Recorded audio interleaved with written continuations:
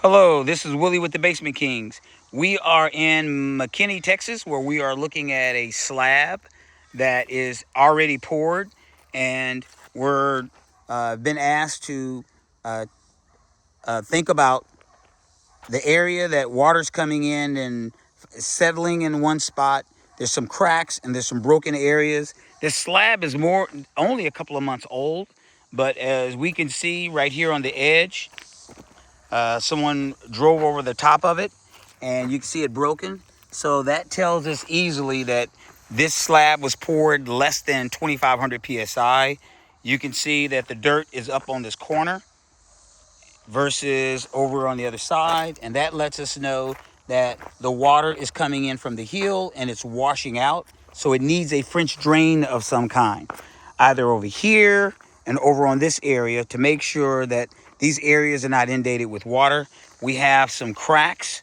The suggestion is Crichton waterproofing. Suggestion would be T1 for the first coat. Second coat would be T2.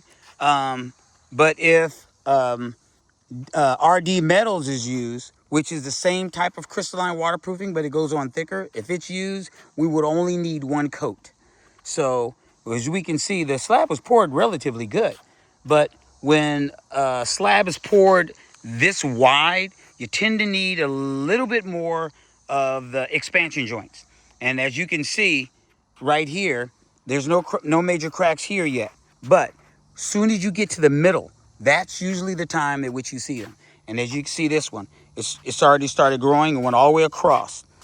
Spider cracks start off at the beginning and then they run all the way across, and that becomes a structural crack. So structural cracks need to be repaired, 1 inch wide, 1 inch deep, filled in with a waterproof grout. As you can see, here's a example of a spider crack. It's running from here and it meets here, and then it's starting to expand, and then it stopped.